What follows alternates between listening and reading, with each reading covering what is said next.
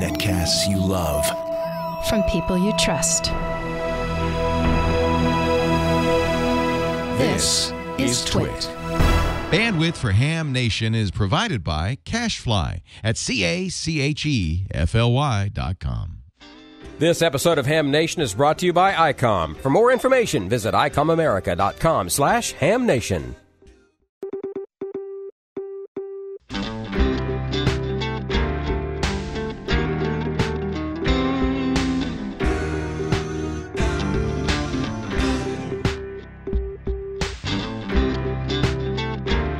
This is Ham Nation, episode number 311 for August 2nd, 2017.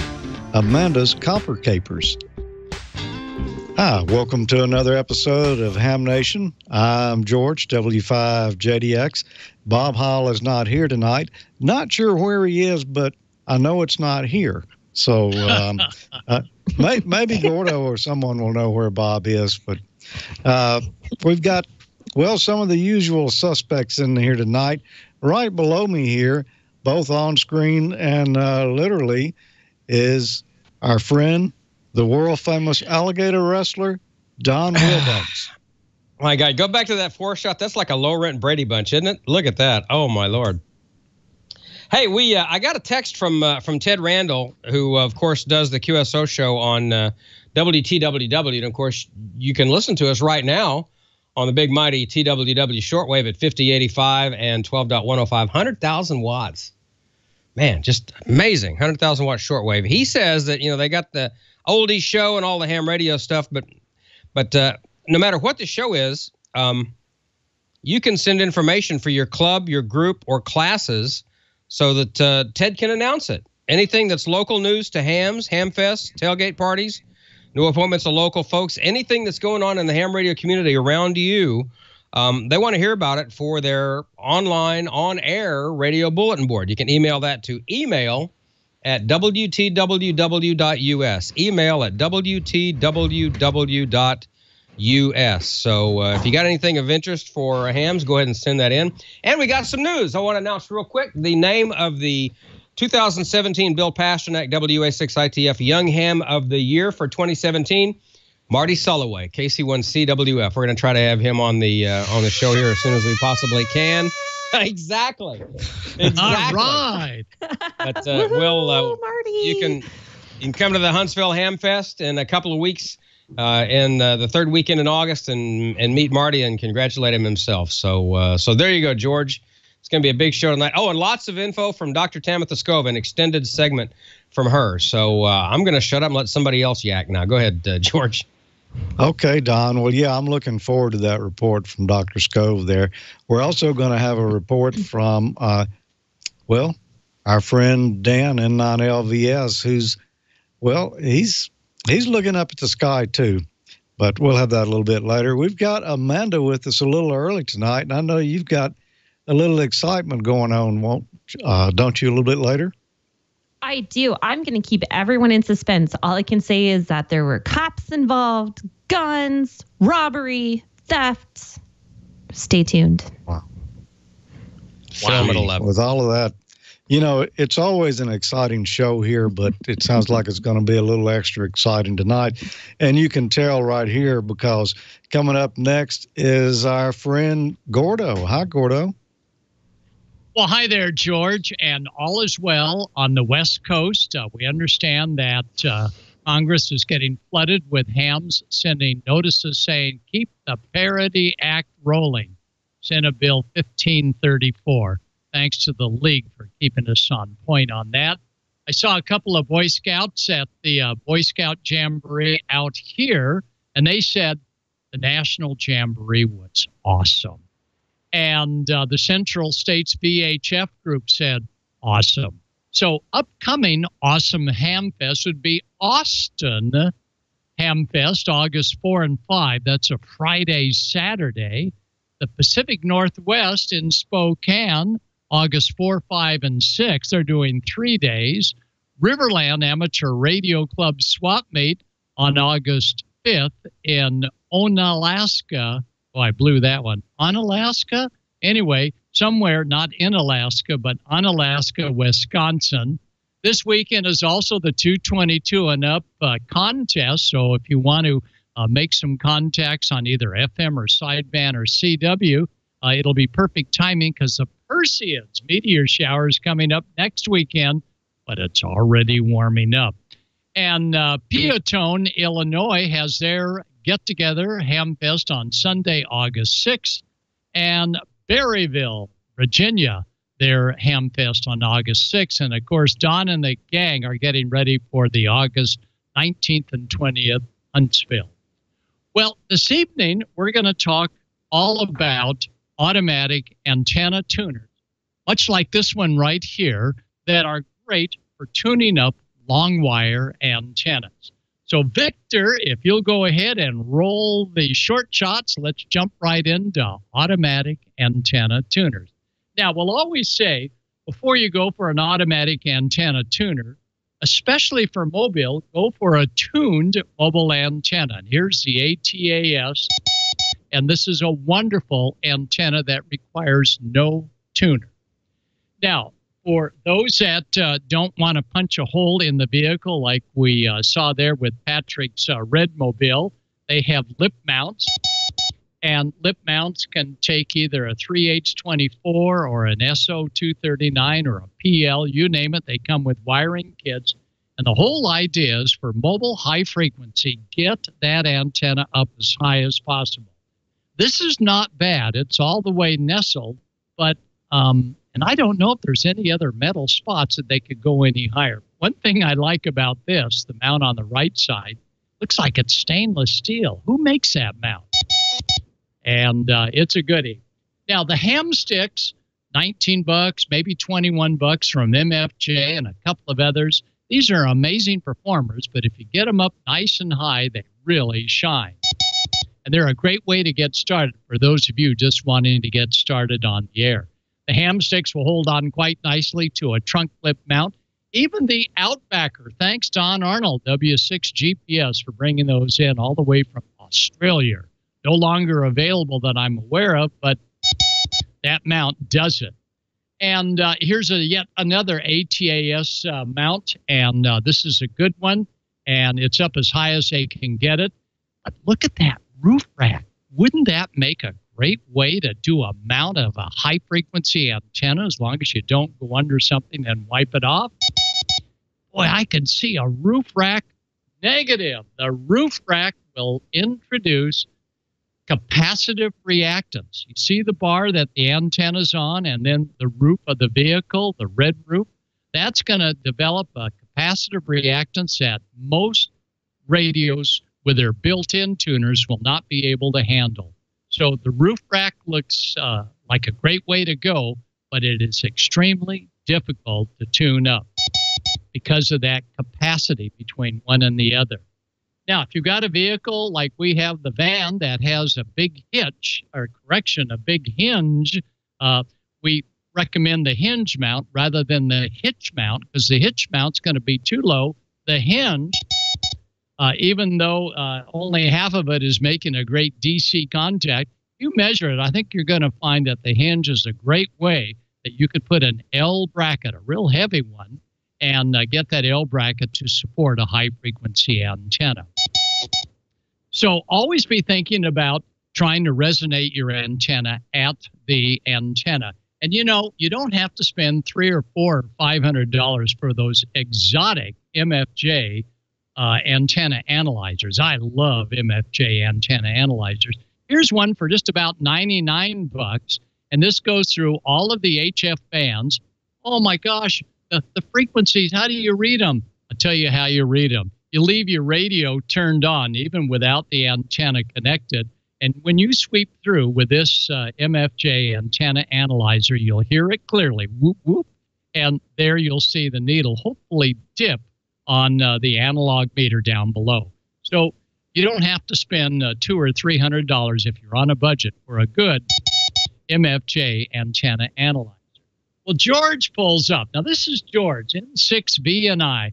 George is active with so many different things, with so many ham fests, including one coming up here in Southern California another month or so. And he was showing his VHF antenna, which is on the front of the vehicle. But on the aft end, he was showing his 102, actually it looked like about 122-inch stainless steel whip and a ball mount. And he was quite proud that everything appeared to be working good. On the right-hand side is the high-Q antenna, and of course that is motorized and tuned at the antenna. But the whip on the left is tuned with an automatic ICOM antenna tuner. Wow, pretty cool. Just a stainless steel whip. Will it perform as well as the big high-Q antenna on the right side? Well, we did some looking, and we discovered that he had some great little beads on it, the little RF chokes along the lead. And I reminded George, I said, George, you know that lead is single wire, not coax. Well, he knew that. And he said, the proof of the pudding is making comparisons. And he was quite proud that HF antenna was working great, the stainless steel one. And that's why I always recommend, as an expert ham, never judge it just by going in there saying, well, that's not the way you feed it.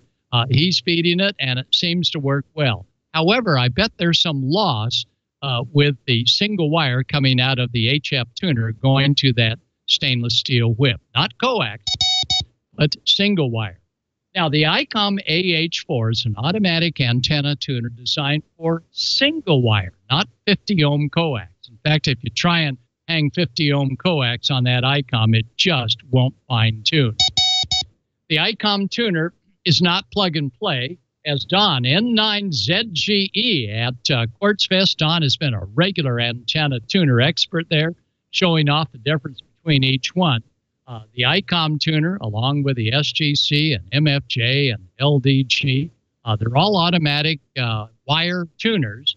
And we found some interesting things about the ICOM tuner that we like. First of all, it's in a weatherproof box. This one from SGC is also in a weatherproof box, but this one's about $560. The ICOM is considerably less. However, you can see the nice layout of an automatic antenna tuner. And on the left, you see the little red wire loop. That is single wire, reactance wire output, not coax. Almost all remote-mounted automatic tuners will have either a white insulator that you see on the right side, not for coax out, but for single wire. So we take out the ICOM AH4, and it comes with a cable kit, but you've got to do a little bit of soldering. In other words, it's not just plug and play. First thing is you got to open it up. Don't lose those screws. Make sure that the weatherproof little neoprene O-ring is in place. And there you'll see the tuners, coils for inductive reactance, the blue capacitors for capacitive reactance, and those little black guys, those are relays. It's all fed by a microprocessor that analyzes what frequency you're on and goes ahead and tunes in the right amount of X sub L and X sub C. Yeah, the ICOM tuner, the AH4. And when you go to work the AH4, you first have to put in the wires without any accoutrements on them. The first set of wires that you do are the 4 conductors for tuning it. This works just with the ICOM, although I've heard there's conversion kits. But this is what causes, when you push the ICOM tune button, the automatic tuner to go into the tune mode, swings the radio over to AM for a little bit of signal, and in a couple seconds it triggers the radio off and you're all tuned up. Be sure and watch the color code because they are specific, and it easily pokes into each one. Now the coax. Well, you've got to first put the coax through the top, and then you've got to dress the coax, and you have to use their connectors. They're PL259s, but they're designed specifically for the gray coat that ICOM makes. So dress down the outside copper braid. It's about 98% shield. Not a stranded, but a single conductor, and that's fine. And yeah, you solder the tip. Hey, everybody can solder the tip. But here is where I have found, especially a maritime mobile installation, that there's a malfunction. Not of the tuner, but of your soldering techniques. You have got to use a large 200 to 300 watt soldering iron to really get a good take on the braid going through the PL259 2 or 3 holes. Again, this is an ICOM connector. It's a little different than your regular PL, but it does require you do an expert job of making sure that that braid is well soldered to the outside barrel of that connector. Found a lot of areas where it didn't get soldered. Okay, go ahead and plug it in. And we're ready to roll. And again, the coils for inductive reactance to make that whip that George has look much longer, or capacitors, the little blue ones there, to make any long wire look shorter if you're on the higher bands. And the black things are the relays, and underneath those covers are all the electronics to make the thing work. But take a look to the right. See that white loop of wire? That is single wire output, not coax. Make sure that, as George did, he has it well protected against the weather.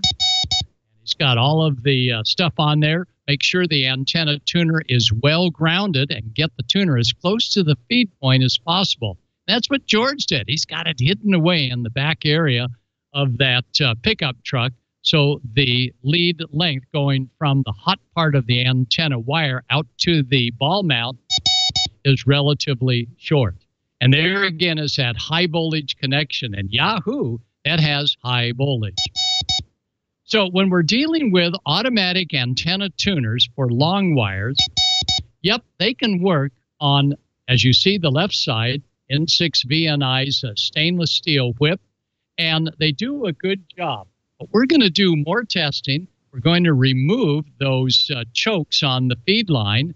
They were put on thinking likely like coax, but no, it's single wire, high voltage wire, 15,000 volts, and that comes from Neon Sign Companies or down at your local marine electronics dealer.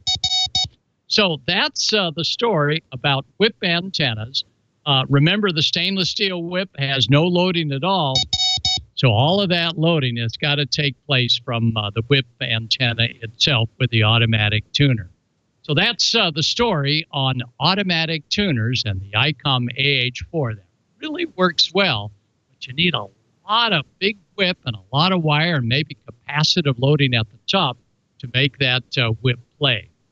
Well, let's go to the skies, and our pal Dan, who is always there helping us with the show, has an amazing review of Oshkosh and the big fly-in. So if we can go ahead and roll the video, here comes Dan and the Oshkosh fly-in.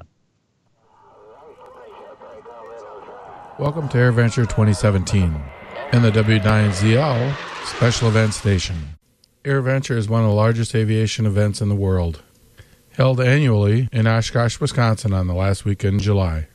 The W9ZL Special Event Station, located behind the museum at the old Lone Rock Flight Service Station at Pioneer Airport.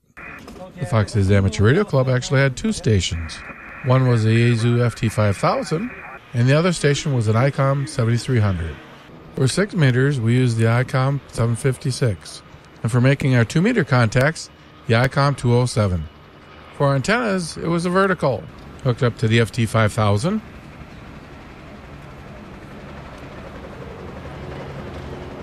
and the IC 7300 was connected to a multiband dipole. The Fox's Amateur Radio Club has been doing this special event station for over 30 years. And if you contact the station and send them an SASE, they'll send you back a nice certificate. These binders contain a lot of the certificates from years past. Zulu Lima, calling CQ for the special event station in Oshkosh, Wisconsin for the EAA fly-in. Calling CQ and listening. Davis Mike, I'm in Southern Indiana. You're about a 4-5 down here, buddy. I'd like to be up there, but can't make it this year. Okay, Mike, you said you're in Indiana. Can I get your full call sign? I just got Kilo Alpha 9. Go ahead. Yes, sir. Kilo Alpha 9er. Golf Delta Whiskey QSL. Hello, Rock Japan. A very good afternoon to you. From here in Eastern Pennsylvania. The name here at this end is Al. The name is Al, and you are a 5x9 signal QSL. QSL, Al. Very nice to meet you there in Pennsylvania. The special event station is part of Kidventure, so needless to say, we had to show some kids how to use the radio as well. We even had Henry Luxem stop by. He was the last Lone Rock's flight station manager before the doors closed in March of 1983. There were several people that operated throughout the 5-day special event station. Some operated phone, and some went for CW. Overall, the special event station was a huge success. From the W9ZL Special Event Station, this is Dan, N9LVS 73. Wow. That was fabulous. Thank you, Dan. Great job. Well, we've got more coming, and it's either going to be George or Don or Amanda, but my brain just went south. So here is... Me. I'll do it. George. Gordo, that was really a nice video that Dan had. A couple of things, more vintage items there kind of caught my attention, mostly hardware stuff. That big metal operating desk that they had there with the console overhead with the slope on it, I really like that. And I don't know if you noticed that tower in there, but there was a tower in the background on one of those scenes. That is an old self-supporter Blaw-Knox tower. Wow. We had one somewhere I used to work. Super heavy-duty tower. I assume it's the same thing, that like they've got at WLW and WSM, but it's just, one half of it because it's self-supporter, but super nice towers there. Thanks for doing that, Dan. Well, we mentioned earlier Bob is not here tonight, but don't fret. We have some pine board action for you here nevertheless. Well, I don't actually have a pine board, but I've got some splaining to do. Because I told you last week, we mentioned that we'll be talking about the transmitter there, and I said I need to talk a little bit about a pentode tube, and let's explain how the pentode works before we start explaining the transmitter. So that's what I'm going to do tonight. I've got some drawings here, and I've got some colored markers, so I think we're all set to go. We've talked about the triode before. If you want to learn the basics of how a vacuum tube works, go back and watch Ham Nation episode 303 when I talked about a triode and did a basic but thorough explanation of how a tube works. And we'll just briefly touch on that here first. This is a triode. You can see there, well, we call it triode because there's basically three elements in it. There's a cathode right there. There's a control grid, and there's a plate. Now, there's also a filament heating that cathode in there. We're not counting that as one of the elements when we state this as a triode. In some cases, there may not be a cathode. The filament itself might be the cathode. So let's just begin here. We put some voltage in here at the bottom to the filaments. We heat that filament up. We have the cathode here connected to ground or nearly to ground. There might be a little resistance or parallel capacitance in it there, but the cathode is generally sitting near ground. Up here on the plate at the top, we're putting in a positive voltage. We call it plate voltage. That's a pretty high voltage coming in there. In the case of the pine board transmitter, it's, I believe between 100 and 200 volts currently in the current iteration of that design. So we're sitting up here, we've got a high positive voltage on the plate. We're heating up this cathode down here. What's going to happen, once that piece of metal gets hot enough right there, it's going to start boiling electrons off of this cathode here. Well, those electrons are going to want to leave that and go somewhere. And they look and they see this plate up here at the top, and that's a positive voltage where these electrons are negative. They're going to start heading in that direction. And they're going to jump off that cathode as they're boiled off and head toward the plate because opposites attract. Well, what's going to happen there is the thing's just going to run wide open. We've got a control grid here between the two, though. And on this grid, we'll put a smaller voltage. It'll be a negative voltage. So we've got a negative voltage going in here. What that's going to do is when the electrons start boiling off, they're going to see that negative voltage on that grid, and that's going to repel them. And they're not going to go through quite so fast headed up toward the plate there, or with quite as much strength. Now, we'll also, here on the input, we'll put a signal in. Let's say we put in a little sine wave there. Now, that's going to cause the grid to swing positive and negative. And that's going to sort of choke off the electron flow or act as a valve to control the electron. So when it swings high and swings low, the electron flow is turned on and off. It's not digital. It's, an analog device. So it's going to be directly proportional to whatever our input signal is. So that basically is an amplifier, because we're sending electrons up here to the plate, and we're controlling the flow of those electrons with the signal that we're sending into it. So that's how a triode works. And it's the oldest tube out there. So it's very much used. That's, we talked about it earlier when we were talking about the preamp. Now let's step it up a notch. Let's put another grid in there. Now this is a tetrode. We've got basically the same thing here. We've got the filaments, we got the cathode, we've got the plate, we've got this control grid here that we put in the bias and our input signal, but we've introduced another grid here. This is the screen grid.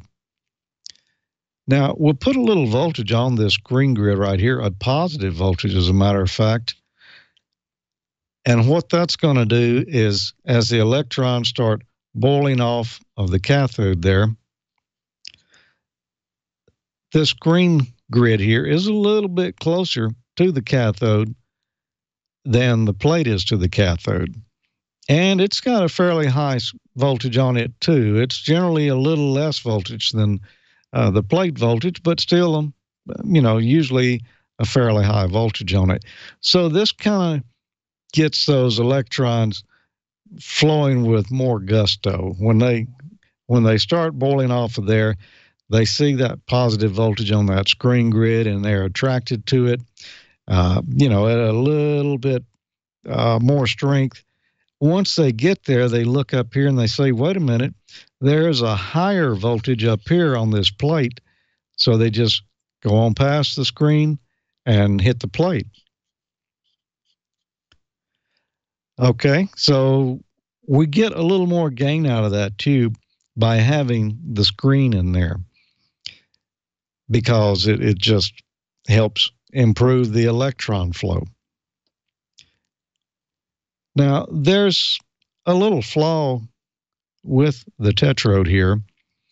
And what that is, once we've got the kinetic energy of those electrons being boiled off that cathode, headed toward the plate, they're going to strike it so hard that some of them are going to bounce back down. They're not going to go all the way on out the circuit here. They're going to be reflected back toward the screen. And that's going to cause a little bit of screen current to flow as well. So we're not getting the usage of all these electrons coming off of here. Some of them are being wasted. They're going back toward the screen. Well, they got to thinking about it, and I believe it was Muller came up with another tube design, the pentode. Now, this is the tube that's being used in the pine board transmitter. It's basically the same thing we got before. We have the filament that's heating up a cathode. We've got the plate up here at the top. We've got the control grid.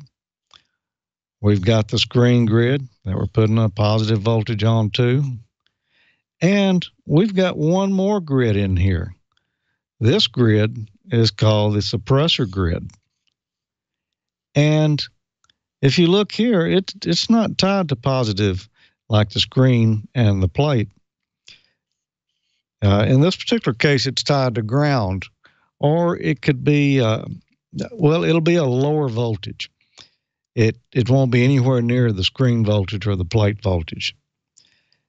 It's going to be negative compared to those. In this case, ground is plenty negative compared to the high voltages there. So what's going to happen now is those electrons start leaving down here on the cathode, and they're headed up toward the plate. They're going to hit that plate real hard because, they've got the little extra attraction there that the screen grid got them started heading that direction, and they see the plate up there and the high voltage on it. They rush right on past that screen, hit the plate. Now, instead of some of those bouncing back like they did before, when they try to bounce back, they look here and they see this suppressor grid. And it's got a negative potential.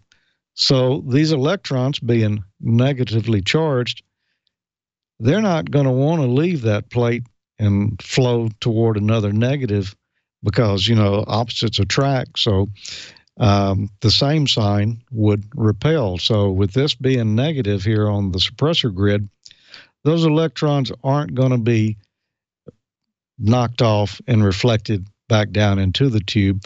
They're going to be more focused right on up into the plate there, which means we're going to get a little more gain out of this tube. Also, there's a tendency when you've got the electrons reflecting back down in the tube, with it being pretty high gain with that screen voltage, the tube can go into oscillation pretty easy. By putting the suppressor grid in here and having it grounded or, at a negative voltage, it changes the interelectrode capacitances of that tube, and it's not quite as likely to oscillate. So that's another advantage of it. There are numerous other benefits from it, and they get a little more complex. I just wanted to show you basically what each of these grids is and, what its function is. So same old tube we had before. Put an input signal in here. It's gating on and off. The electrons boiling off that cathode at the rate of the input signal. Screen voltage here on the screen grid kind of gives them a little kick in the seat of the pants as they're headed toward the plates. They're going so hard at this point with so much kinetic energy, they jump right past the suppressor grid. But any of them that would be potentially reflected back are repelled by the suppressor grid. And, of course, we've got our positive voltage we put on the plate here. Our signal comes out here. We've got to have some way to separate our signal that we're putting in from that high plate voltage there. The way that typically would be done, and it's a little more involved in this, but in the most basic sense, we would just have a capacitor coming off of that plate and would get our signal on out here. So we don't have that high plate voltage coming to the output where we're trying to connect our next stage to. So there you go. That is basically how a pentode works, and that's a tube that's going to be used in the Pine Board project transmitter. And I believe Bob will be back with us next week. We'll be talking more about that. It's fairly interesting. We've already covered the preamp and how all of that worked. This is RF. This is a little bit different, so stay tuned for that. Well, now let's get a message from ICOM, and we'll be right back because we got a lot more to go yet. Heard it, worked it, logged it. Contest season is here. ICOM's high-performance and innovative transceivers will help you make the most out of contest season. Continue your contesting momentum with the IC7300. Ideal for the ham on the go, it's a high-performance HF transceiver with a compact design, RF direct sampling, 15 discrete bandpass filters, large 4.3-inch color touchscreen, real-time spectrum scope, and SD memory card slot. The IC7851 will give you the competitive edge you've been looking for. Raise the bar and hear what others cannot with this HF 50 MHz transceiver. Reciprocal mixing dynamic range, crystal clear local oscillator design, spectrum scope, dual receivers, and digital voice recorder. And don't forget about the ICOM IC7700 and IC7600 radios. Both of these top-of-the-line transceivers are still available and sure to be the perfect companion for this contesting season. Visit icomamerica.com/amateur for more information on all the great ICOM radios. And you can tune in and enter to win after each episode of Ham Nation. Go to icomamerica.com/hamnation. Register to win some great swag prizes like T-shirts and hats. While you're there, learn how you can win the monthly grand prize drawing for a new radio. And for August, that new radio is going to be the ICOM ID4100A dual band VHF, UHF, one band at a time transceiver. Does both analog and D-Star. It's the entry-level D-Star mobile with big rig features, built-in GPS receiver, full dot matrix display, micro SD card slot for voice and data storage, available Android and iOS applications. It's a great radio. You know, this is the one that is replacing the ID880H that I use. I tell you, they really stepped it up a lot with this rig right here. So go to icomamerica.com/hamnation. Throw your name in the hat because somebody's going to win this. And, you know, it might as well be you if it can't be me. Thanks, ICOM, for sponsoring Ham Nation, being the oldest sponsor that we have here. Sign up. Good luck. And don't forget to follow ICOM America, Inc. on Facebook and Twitter. And I had one other thing I was going to give away here. This is a question that comes from Gordo's. Well, it's Gordo's Extra Class Amateur Radio License Preparation Manual. We asked this last week. Which of these methods is commonly used to convert analog signals to digital signals? Is it sequential sampling, harmonic regeneration, level shifting, or phase reversal? You know, this is in the extra manual. This is a little bit harder question here. However, Ed Horde, WX4ED, said, George, the answer is A, sequential sampling. And you're correct, Ed. So you're going to win this MFJ 113 giant LED alarm clock. It can read in both 12 or 24-hour formats. A great clock that, you know, you can even see without your glasses on from across the room. Which is helpful for a lot of us these days. And I do want to mention one other thing. Thanks for that, MFJ. They're going to be having the 45th anniversary of that company coming up very soon. You know, nobody's got more ham radio accessories than MFJ. And a lot of them are made right here in the United States in Starkville, Mississippi. If you can make it, I've been to this event twice. They only do it every 5 years. I highly recommend that you go to Starkville on September 29th and 30th and join them there for their 45th anniversary and also the ARRL Day in the Park. They're going to give factory tours of all the MFJ high gain, Cushcraft, Ameritron. I can't think of all the company names right off, but they're all open with free factory tours. They're going to have free lunch. And, well, prizes, a whole lot more there. But I recommend it just for seeing those factories alone. You know, you'll be amazed at some of the things they do there and how they're actually done. It's going to be a great time, and I'm certainly going to be there again. Well, let's see. What are we going to do here next? What we usually do is we started getting curious about the news, and you know who we're going to call then. Ghostbusters? Same difference. No. Well, I don't know if I'd go Don? that far. Hey, thanks, George. Yeah, we've got some good stuff for you tonight in Amateur Radio Newsline, but more important than that, we have an extended segment with Dr. Tamitha Skov. Remember, we talked about the Carrington-class event that came off the backside of the sun, and had it been directed at us, it would have been catastrophic. She's got some additional details on that coming up right after Amateur Radio Newsline, which comes up right now. From Amateur Radio Newsline Report number 2074, these are the Ham Nation headlines for Wednesday, August 2nd, 2017. As the date for the International Lighthouse and Lightship Weekend gets closer, amateurs on Prince Edward Island are especially proud to be participating in a location that's as old as Canada itself. Canada's East Point Lighthouse on Prince Edward Island is known as the Confederation Lighthouse, the sole survivor of the two built in 1867, the year Canada itself was established. Like Canada, it's marking its 150th year. Now the lighthouse will be gaining another distinction.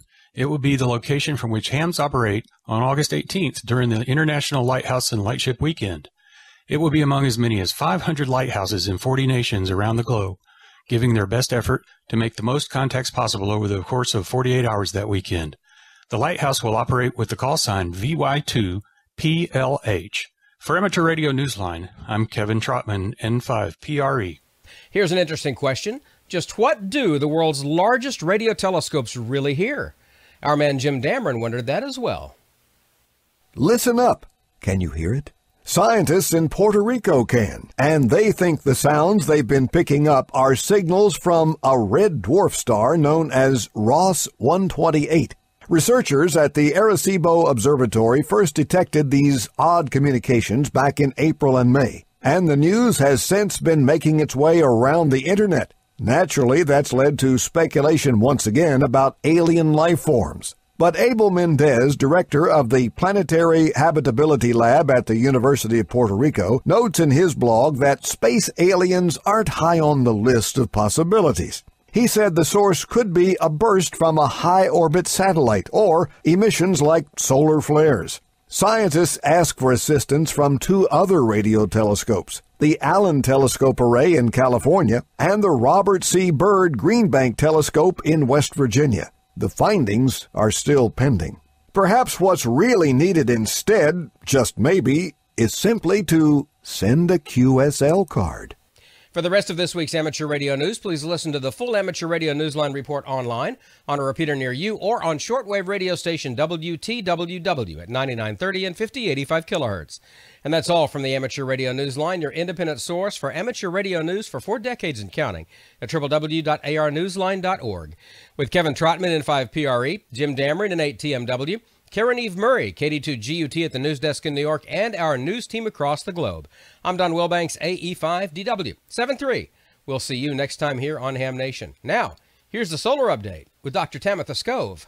We have a big coronal hole that's going to be rotating into the Earth strike zone here in the next few days.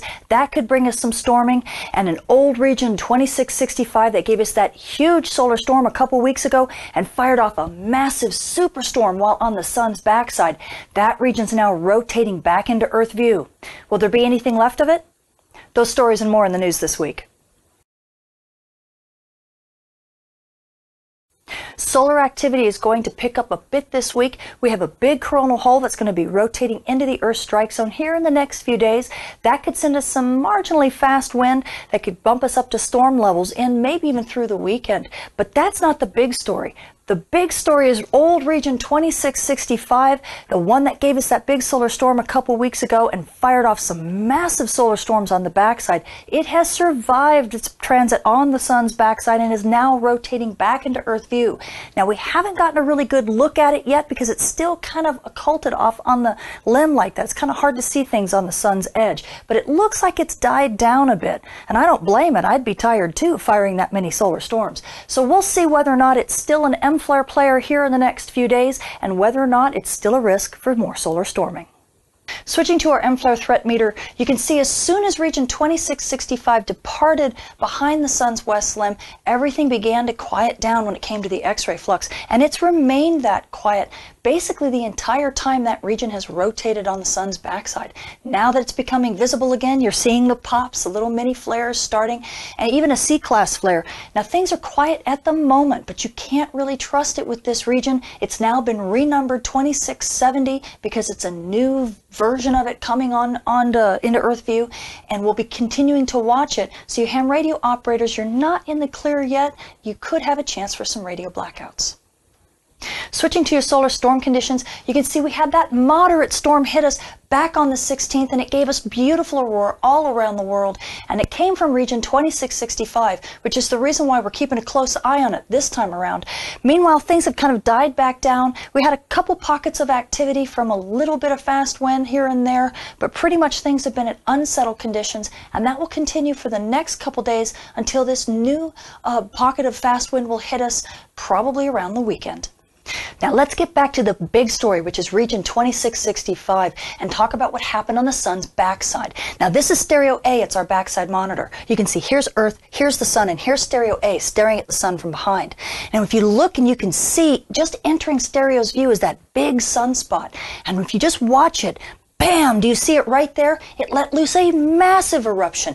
This is that superstorm we were talking about. You could actually see it as a big halo, even from Earth's perspective, but it was headed away from Earth, not toward us, luckily. From stereo's vantage point, it actually caused what we call an asymmetric halo. That's because the eruption wasn't directed really toward stereo. It was actually directed more toward Mars. Now, switching to our prediction model, Enlil, this is NASA's version of the model because they worry about other planets other than Earth. In this case, namely Mars. You can see this massive solar storm launching from the sun, and you can see Mars is almost at dead center. Stereo A isn't even supposed to see this storm. It's supposed to miss it. Now, the fact that Stereo A actually ended up seeing this storm shows you that it was even bigger than the models anticipated. Now, there's been a lot of lively discussion as to whether or not this event is a Carrington-class event or not. And if you don't follow Halo CME and Chris Out of Space on Twitter, you really should. Now, thanks to Halo CME, we have this wonderful graphic in which he compared the Carrington-class event from 2012 to this event that occurred just a few days ago on July 23rd. Now, as you can see here, you're actually looking at the stereo and looking at the locations of stereo as well as the direction of the solar storm, which is labeled CME, and an arrow that points where the center of that solar storm went. Now, as you can see on the 2012 event, stereo A, which is that red dot right there, actually went almost right through the center of that solar storm. But in this case, stereo was located way off to the east of this event, and so it barely grazed it. Now, the interesting thing that we have here is that we know that these solar storms are much stronger and much faster at the center of the storm than at the edge. And that is where the dialogue comes in. Because this storm was not fast enough to be considered a Carrington-class event as it was seen by stereo A. But if stereo A had actually hit the center of it. So the takeaway from this is that even though this has been an extremely low activity cycle for the sun, we have seen two superstorms, one that has been a Carrington-class event and one that is nearly so. And this has sparked a lively discussion in the scientific community as well, led by people like Dr. Scott McIntosh, who argue that it's actually the low activity cycles that spawn these large extreme events. Now, regarding that superstorm that was launched on the 23rd, people have asked me, if it had hit Earth, what kind of impact would it have had? And I argue that if this superstorm had hit Earth head on, I mean a direct hit, it could have rivaled the 1989 event that caused the Hydro-Quebec grid to shut down. And it left millions of people without power for over 9 hours. It even caused the Toronto Stock Exchange to close. And all of that was before we had smartphones and GPS. So imagine what it could do today. Switching to your solar storm conditions and aurora possibilities over the coming week, we're pretty quiet right now, but we are anticipating the hit from that high-speed wind. It should hit us sometime around the weekend. At high latitudes, expect active conditions with a chance of minor storming. At mid-latitudes, probably only a chance for active conditions. This fast wind isn't all that fast, so expect it to be pretty mild overall. Although you aurora photographers, you might get a chance to see some aurora, but it just may not drop as far south into mid-latitudes as if we were strongly storming. Switching to your solar flare and particle radiation storm outlook over the coming week, region 2665 has re-entered the picture. It is now labeled 2670, so don't be confused by that sunspot number there. That is the old region 2665. And because it's back into Earth view, NOAA has immediately upped the M-flare risk to about 20%. Right now, we're not seeing it being a big M-flare player, but you never know with this region. It's been pretty unpredictable. So expect a possible chance for radio blackouts over the next few days. We'll see kind of whether or not it grows or decays. It looks like it might continue to decay. If so, that means the risk will decrease over the week. Also, the solar flux has risen a little bit, but not all that much. So expect marginal conditions on the bands. So the space weather this week is picking up a bit. We have a coronal hole that's rotating into the Earth strike zone here in the next few days. It should be sending us some fast wind pretty much in time for the weekend. So your aurora photographers, get your shutter fingers ready. You might be able to catch a few shots. Now the big story, of course, is region 2665 that survived its backside passage around the sun. It's now been relabeled 2670, and it had fired some monsters on the backside, so it looks a bit tired now. We'll see whether or not it continues to be an M-flare player and has enough moxie to send us some more solar storms, but we don't really know that yet, so all of us are kind of on edge. So you ham radio operators and GPS operators, just be prepared for, maybe some issues here and there, but right now it looks like everything's going to be pretty minor. I'm Tamitha Skov. Thank you for watching. If that doesn't give you an idea of just how fortunate we are to have Dr. Tamitha Skov be our friend, and the fact that she does know about ham radio and she is studying for her license, that she wants to be one of us as a licensed amateur radio operator. My God, I mean, to have someone of her caliber on our team is just amazing. Dr. Skov, you're amazing, and we appreciate you so much. I shudder to think what would have happened, like she said, if a storm the size of that 1989 storm would have hit now with all the technology that we are so dependent on. Wow. Makes you think. It makes you think. Well, let's head over to the chat room now and see what is on Amanda Alden's mind. Hello, Amanda. How are you tonight? I have a crazy story to tell you guys, and copper theft. Let's start there.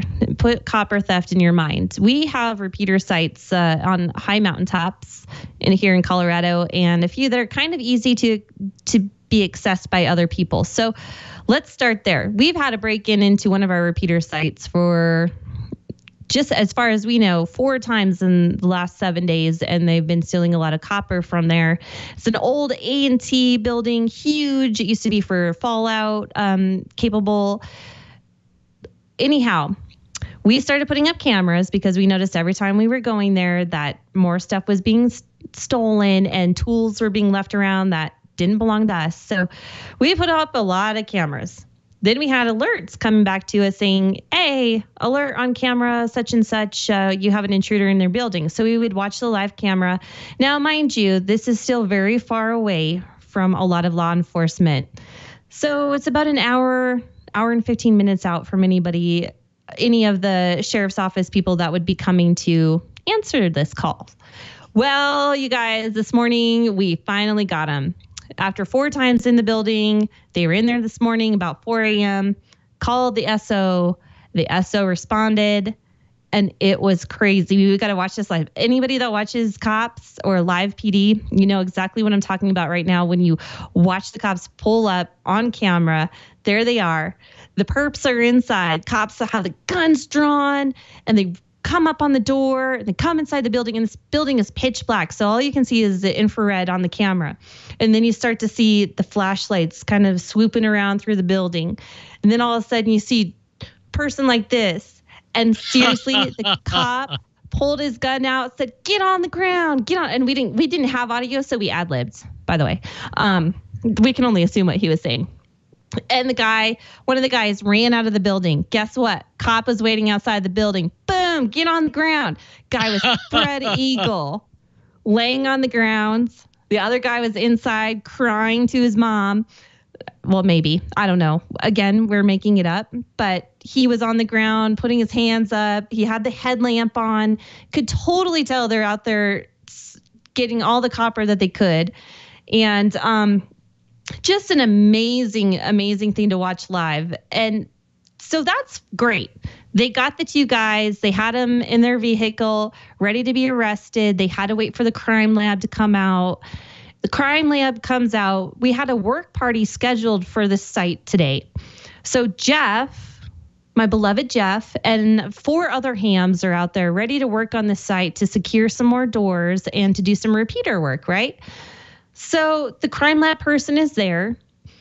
And the perpetrator's car is still parked out there. Again, it's a very long trek from any kind of urban place where they would have came from, either Colorado Springs or Denver. And they're both about an hour and a half away. So the cops have the 2 suspects ready to go back to town to book them. They leave. Crime lab person's still there. The 5 hams go inside the building. They all go down to the basement to check out the damage. I'm watching on the live camera as they're doing this, and I kid you not, a guy comes out from the woods, jumps in the car, and takes off.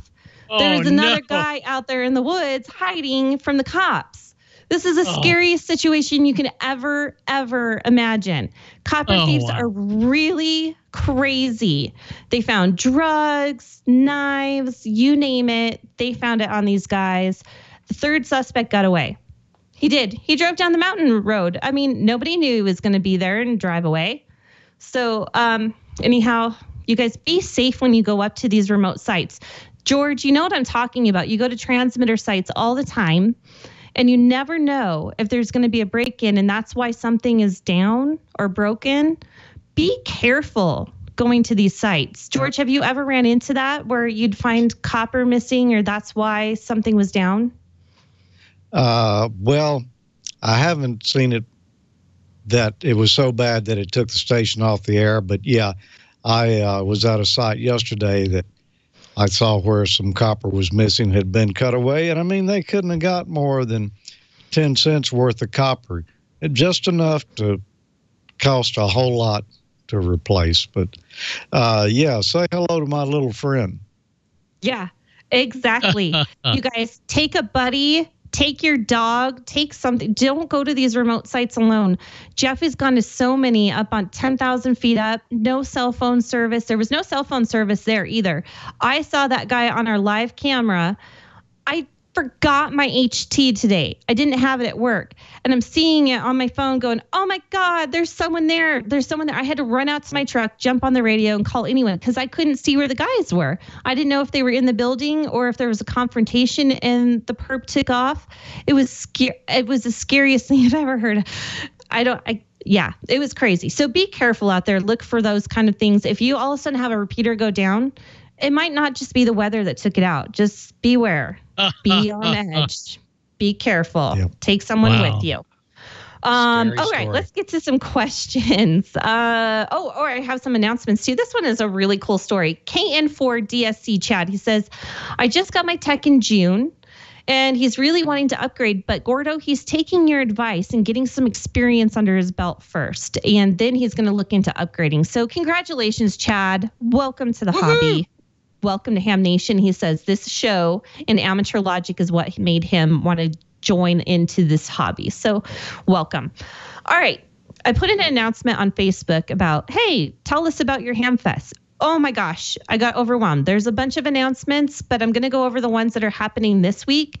And the next week, I'll touch on some more. So this Sunday, we have Cedar Valley Amateur Radio Club's Ham Fest from 8 a.m. to 1 p.m. And that's in Cedar Rapids, Iowa. So Google that, you guys. Hopefully, if you're around that area, you can join in. I bet they'll have some great deals for you. Next question, George, I'm going to send this one to you. David, KJ4CMY, wants to know, when listening to some distant medium wave AM stations, I occasionally hear a signal flutter. Any idea what causes this? I guess he's talking about fading, and that's generally going to be a combination of a case where you're receiving the ground wave signal direct from the station, and you're also receiving a reflection, a skywave signal that's bouncing off the ionosphere, both arriving at your receiver at the same time. and they're out of phase with each other. So they're counseling, and they can act kind of funny like that. I have actually witnessed that a number of times not on AM broadcast, but I have, but in this particular case, 2 meter FM, when I would be talking with someone on 2 meter simplex, and then I'll start getting a fluttering sound in there, and I look up and there goes a jet overhead. And I've noticed that in more than one occasion. What about you, Gordo? Does this explanation hold water? No, it's absolutely on target. And certainly when jets fly over, they'll bounce signals back. In fact, next week when we talk about tuning in Perseids, we're going to talk about being able to identify signals coming in from meteors that maybe bounce off of a jet. And as for shortwave, that's why in double sideband, you may actually have a fade of one or the other sidebands on double sideband. And that's why a lot of shortwave listeners will swing over to single sideband and either tune in one side or the other side. Not quite the fidelity, but nonetheless, the fading is slightly less. But George, you're right. That effect of a rapid flutter is usually caused by overhead aircraft. Well, thanks, you guys, for that wonderful answer. I really appreciate it. And you never think about how many aircraft are over you until you're listening to AM, I guess. And 3,000 flights a day. I don't know what it is, but anyhow, I bet there's a lot of them there to hear. Next thing I have for an announcement, Bob wants everyone to know, don't forget, if you have questions about the Pine Board project, please visit heilsound.com. Go to the amateur radio side, scroll down to the bottom of the page. You're going to find a link, and you can click on that and find everything we've been through so far. There's video clips of what Bob has covered, shopping list, a forum, so everyone can place their questions on there, and someone is always friendly enough to answer. So be sure to check that out as well. All right. That being said, let's go over some nuts tonight. It's been a wonderful show, but now it's time to hang up here and get on the air. So first of all, we've got the 20 meter net on 14273. We have Steve W7UDI hosting that. On 7192, we have Kevin KC7 FPF. Go join him there. If HF isn't your thing or you can't get on D-Star. We have a net going on 14 Charlie, or we have Echolink on Dewdrop In.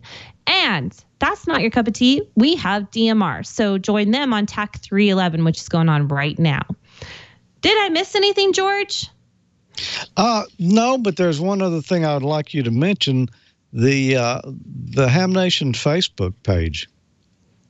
I would love to mention the Ham Nation Facebook page.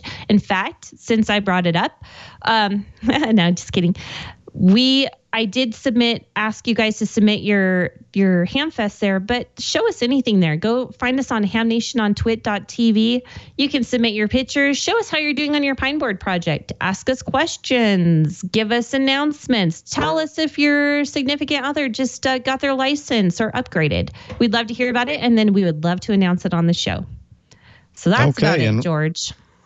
All right. One other web resource for Ham Nation I'd like to mention is the Ham Nation Wiki. There you can get all the show notes on previous episodes of Ham Nation. You can search for topics, which is exactly how I remembered, like I would remember the episode number. We're over 300, but I just went to the wiki there and I searched for Trio Tube, and I came up with Ham Nation episode 303. So that's how we found out when we said what. It'd be a good way for you to do it too. So go check that out. We thank our friend Dan Van Evenhoven in 9LVS for doing that for us. Well, before we go, Gordo, do you have any final thoughts for tonight? No final thoughts, although the Perseids meteor shower is already starting. So go outside, lay down on the grass, cover the bright moon from obscuring your view, and look sort of up. And after about 10 o'clock or 11 o'clock local time, be amazed. And if you have a little 2 meter radio, Tune up to the Weather Channel, 162 400, 162 55, and every so often you'll hear a bloop, and that's the Weather Channel coming in from 300 or 400 miles off of a meteor. More next week. Back to you, George. Oh, wow. That's a great tip, Gordo. I don't think I'm going to lay out in the grass here tonight, though. We've had some reported cases of West Nile virus in the area, so probably not. And Don, I know you said earlier that you thought one time, but you had to quit. Do you have any thoughts for tonight, just as a special bonus for us? No, not really. Just, again, congratulations to Marty Sulloway, KC1CWF, the 2017 Newsline Young Ham of the Year, the Bill Pasternak WA6 ITF Memorial Young Ham of the Year. We will celebrate him coming up on August 19th in Huntsville, Alabama, 2 p.m. local time on the floor of the Huntsville Ham Fest. So if you can make it, by all means, please do. That is a great Ham Fest. And thanks to our friends over at WTWW, the big mighty shortwave. And let's see, Second Tuesday's coming up next week, and that's my night to be on there. So hang out with me and Ted Randall next Tuesday night at 8 p.m. Central Time on 5085 on the big WTWW shortwave. And Newsline is played on that thing all the time. He's got some great programming besides ham radio programming, some great oldies and country programming and a bunch of other stuff. It's an amazing resource. And, you can go on eBay and find some really inexpensive shortwave radio receivers for well under $20. If you don't have a shortwave receiver, you need to go and get you one, because shortwave is huge all over the world, but it doesn't seem to be that huge in the U.S. And maybe it's because, I don't know, we have everything else, all this other technology around us. But you really owe it to yourself to get into shortwave listening, because there's a whole amazing new world of radio out there, way beyond what you're hearing on your local AM, FM, and HD radio stations. So by all means, get out there and support WTWW and the other U.S. shortwave stations. And who knows, you might be able to hear some wild number stations and some very interesting international broadcasts, and just expand your worldview, hear what's going on around the rest of the world, and get their point of view. That's all I got, George. Thanks a lot. Okay, Don. Thank you. And one other thing on WTWW you might want to check out there is there's a program by this guy on there that plays theater music from the Ozarks. Yeah, that Heil dude. Yeah. And I hope he's back next week. As I said, I don't know where he is this week, and nobody else mentioned it, so I guess we'll find out next week. Right. All right. Thanks for being here, everyone. 7-3, have a good week, and join us again next week at the same time.